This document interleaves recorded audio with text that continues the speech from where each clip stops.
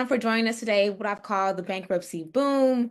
Over the next half hour or so, we're going to discuss the updates of what's going on in the bankruptcy filings um, sector and how that's been impacting the economy, how that's also relates to real estate as a whole. And so to help with this bankruptcy boom discussion, I have Shaunay still here with me today. She's been a successful bankruptcy attorney for over 11 years.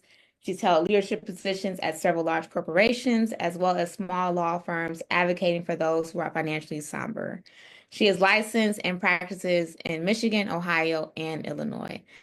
So thank you again, Shaunay, for being here. We greatly appreciate it. Thank you for having me here today. I'm super excited to give you guys new updates. I was excited from the last time we were there. We were actually about a year ago discussing the same thing. So this is a very how can I explain this?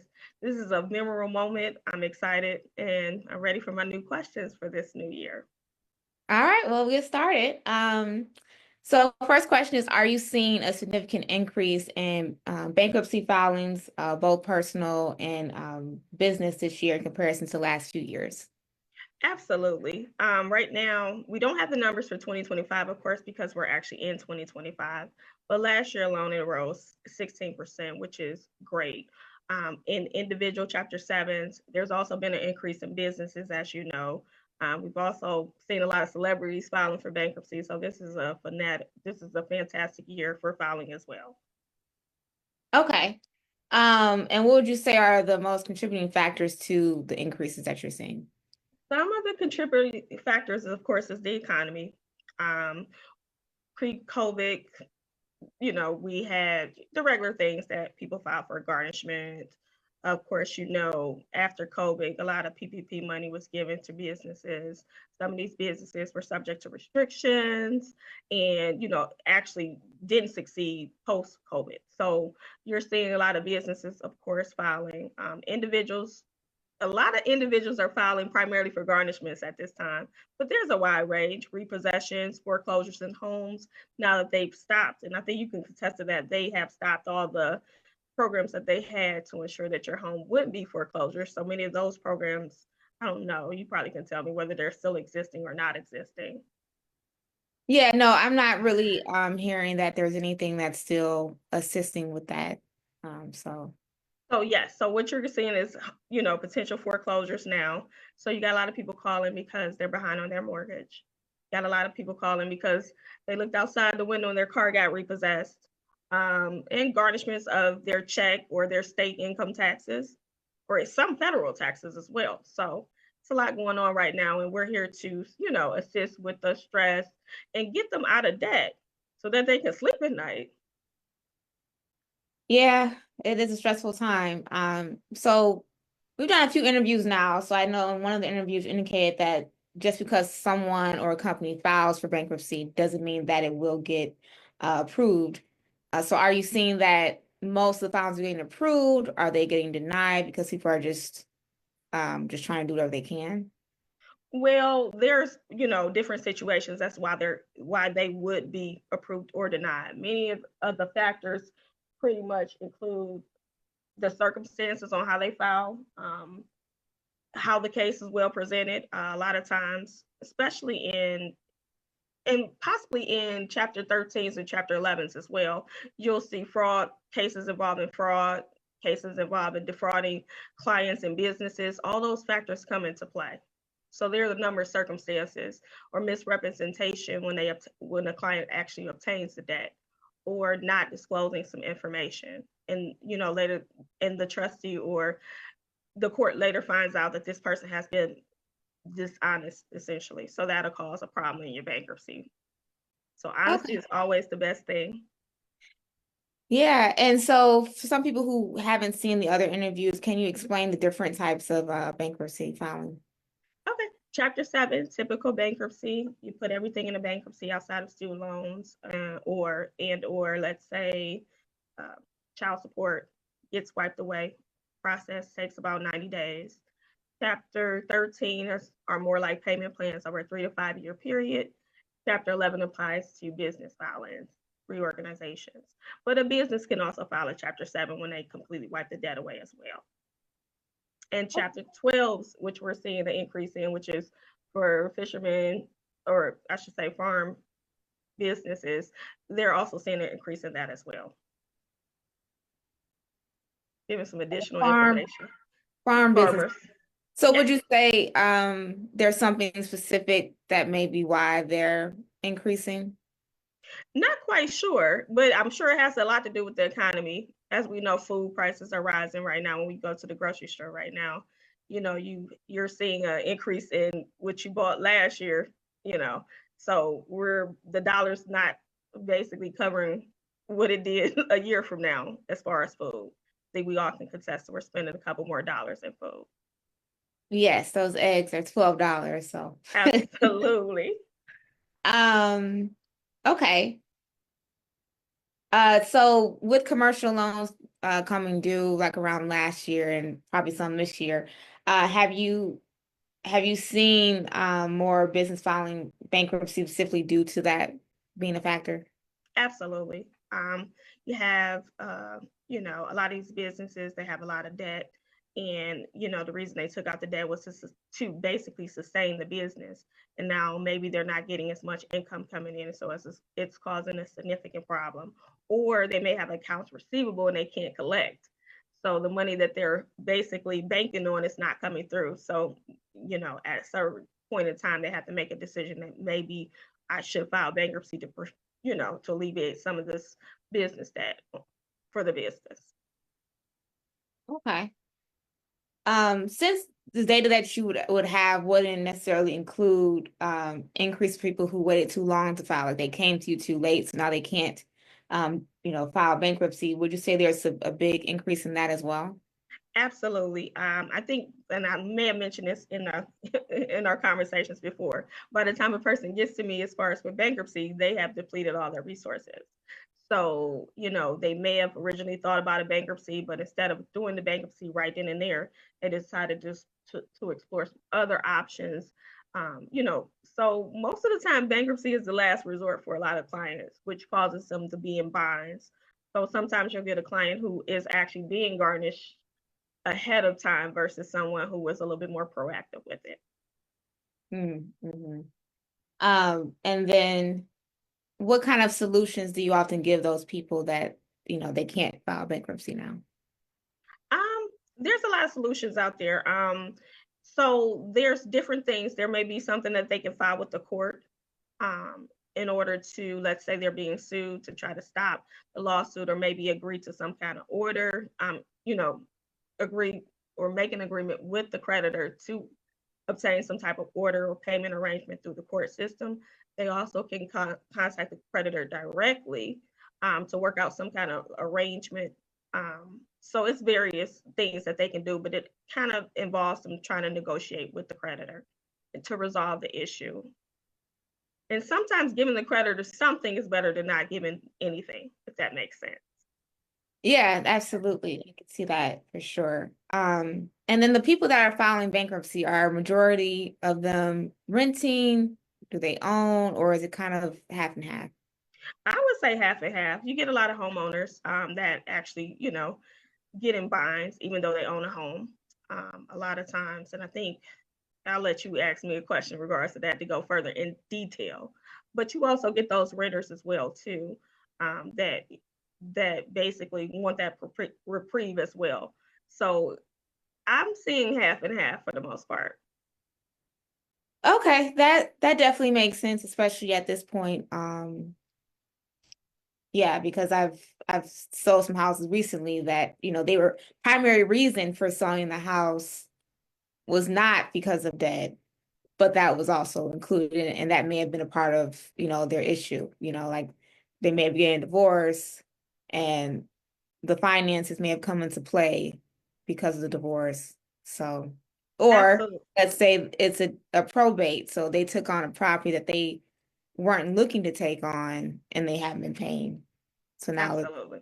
Absolutely. so so are you finding that the ones that own homes, that they if you look through their history, I don't know if you do that or not, where you've seen that they've taken out additional mortgages or home equity loans or home equity lines of credit, in which, okay, their home values are definitely increasing still currently, depending on the location, condition, all that. But because they've taken on this extra debt on the house, it no longer is an option to sell their home because of that debt. I do, from time to time, I run across clients that have a home equity line. A lot of times I have a few clients who, try to resolve their debt by taking a home equity line on the home. And a lot of times their credit score isn't up to par, or they're unable to get the additional home equity line because of their credit or because of other factors. So it's kind of like a catch-22. They're in this home, it has value, but they can't take any equity out of the home to pay the bills that they need to pay. So that's one of the, catch-22s I'm experiencing with a lot of my clients. And that really sucks, right? As far as selling of the home, right, the value has went up, but you may can answer this question. I do believe there was a time where it was more of a demand than supply. Is that still the current state of everything? I think we're at that tipping point where it depends on greatly where, how it's priced. Is it priced right? Is it priced in an area where people would want to go somewhere else, right? So let's say an area like Detroit Golf Club, you can get a house for 600,000, 700,000, but the right buyer that really wants it may not be able to afford to buy it versus the buyer that can't afford to buy it, they may want to spend their money elsewhere, right? So some of those areas, or if the condition is really, the buyers are more picky now because the interest rates are higher. It's going to cost them more to buy this house. So if it's not perfect, a lot of times they're a little bit more picky. Whereas, just last year they would have hurried up and bought that house, or even especially in 2022. So there's still bidding wars, right? For example, I had a house in South Lyon, completely redone, almost new construction. A lot of people came. 50 people came to the open house. We probably had about 20 showings outside of that. We only got 4 offers. Oh, And wow. we only Okay. sold it 15,000 over the asking price versus if this was 2022 or even maybe 2023 with all that traffic, I would expect it 20 offers and possibly sold it for at least 25,000 over asking. So it's still overall a seller's market, but it's nothing aggressive, I would say.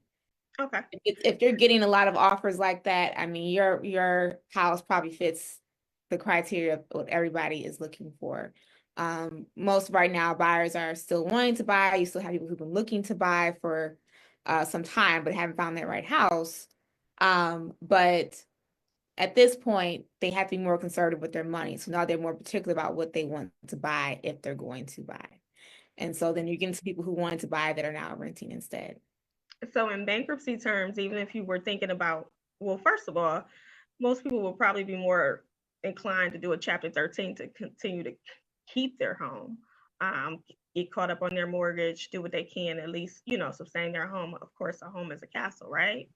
So, on the flip side of that, even if I did sell this property, right, where am I going to go? Am I going to downsize and go to an apartment, or am I looking for a smaller home, etc.? And with the market right now, that might become kind of difficult as well. So those are just some factors to take into consideration on how real estate and bankruptcy kind of go hand in hand and kind of mesh up a little bit. So Yeah, because that was one of the points that you made that I always thought about too was, they may want to use that equity, but they don't have it. right. And they really don't want to sell their house. So they get to a point where um they may have to end up in foreclosure. And if they do owe a lot on the property, right? Okay, well, I want to avoid the foreclosure, but to the same point of not knowing where to go, I don't have the money I'm gonna get back is not gonna get me anywhere. Right, absolutely. Or they can do a modification or attempt to do a modification, right? But then they have to wait a while to see if they're approved or not. And they're not necessarily always guaranteed to be approved.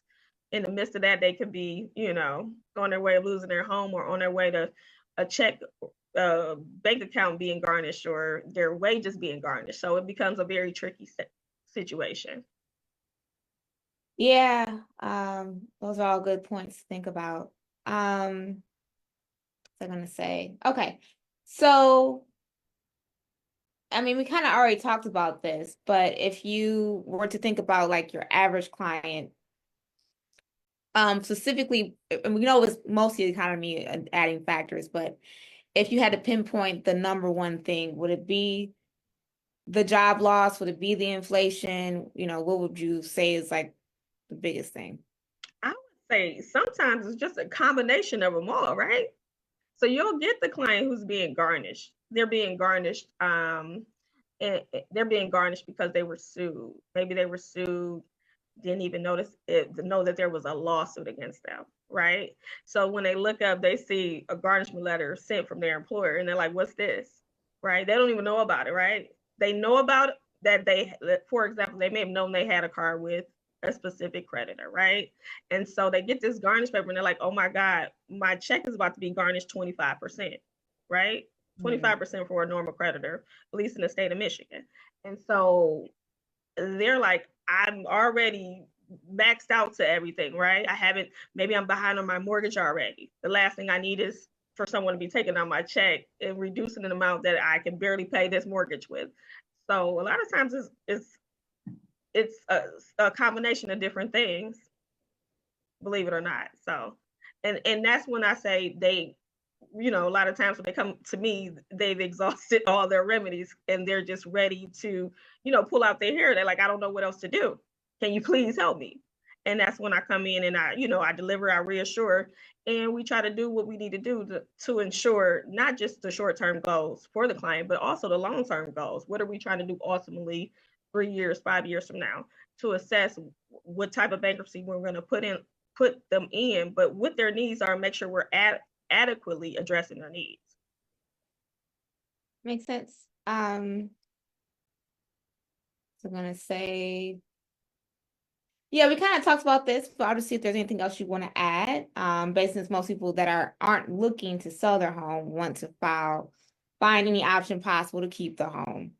So I was gonna say, do you expect that there are a lot of people this year that probably should have looked into filing for bankruptcy or couldn't, that will end up foreclosing on their home instead of just selling it? I think that Chapter 13s are always an option. As far as they're just always an option, as long as you have some income left at the end of the month, that suffices to pay into a Chapter 13 and to keep your home. So there's options out there. Or, sometimes you got to get strategic. Maybe you'll tell them to wait before they file, or wait till you actually get served with paperwork from the creditor if somebody's trying to sue you. And then let's explore this option a month from now, 2 months from now, 6 months from now, and see if that's something that suffices for you. So timing comes into play a lot with bankruptcies across the board. Okay, and one thing I don't think that we talked about is when someone is selling their home within the bankruptcy, like what that process is like. Very rarely do I get a lot of clients that sell their home while they're in the bankruptcy. I do know they do sometimes do short sales.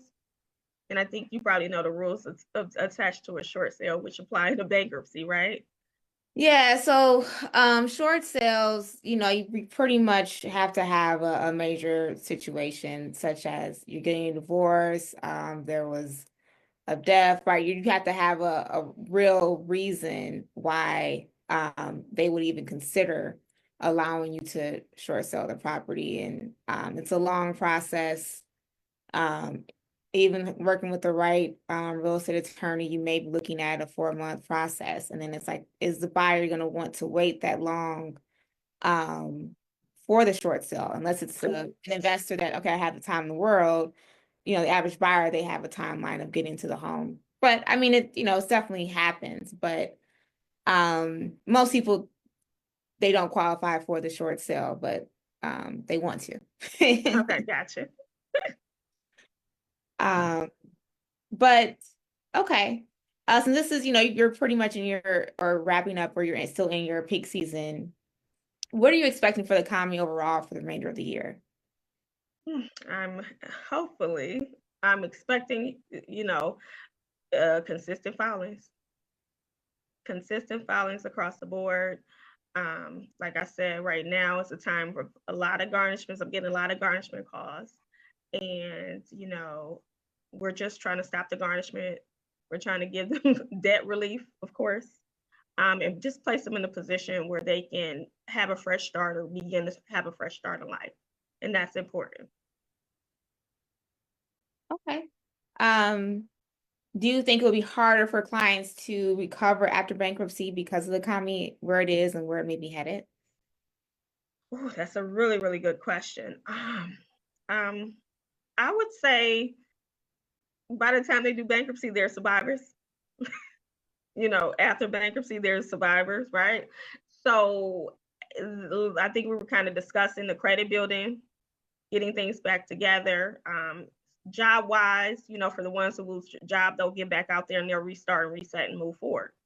Do the best they can to put themselves not in the same situation that led them to filing for bankruptcy. That's the goal. Okay. What would you say that the amount of business bankruptcy filings is more important to look at? Because, for the most part, if a business is filing bankruptcy, it signals a company has financial troubles, which can greatly impact the economy, depending on how big, or small the company is, and the financial status of many people that work there, right? Because it's like a trickle-down effect. Because these companies' employees may also be greatly impacted financially as a result. Absolutely. A lot of major companies we know right now are closing down. Macy's, Joanne Fabrics, Big Lots, I believe. Correct me if I'm wrong. So these companies create jobs they create jobs. So basically you're at a loss of a job, which has an effect on the economy. So even though you lose your job, if you're unable to get a new job right away, of course, our bills come in every month. That's the one thing that survives us all is our bills, right? So we can't afford to pay for them anymore. It creates a problem. And the longer you stay unemployed and there's no supplemental income coming in, the more foresight as far as you needing to file or needing some kind of reprieve on your bills because they don't stop. Yeah. Yeah. So, I mean, it's very interesting time. We'll have to see how it goes for the next few quarters here. Is there anything else you wanted to add? No, just enjoy being here, enjoy having this conversation. Hot topics, of course. Just very exciting to be here and to hold this conversation. We don't have this conversation enough, if that makes sense. So it's good to be able to have this conversation, give people the information so that they can do what they need to do with it. Okay. Well, thank you so much. And then how can people reach you? You can reach me 313-500-5098. Okay. Specialize in Chapter 7s and Chapter 13 bankruptcies. Okay. Well, thank you so much again, and I hope you and everyone has a great day. Thank you. If you've enjoyed watching this video and would love to stay up to date when I have more content like this or something similar that you may be interested in, please like and subscribe to this channel and click the bell so you get notifications. And I hope you have a great day.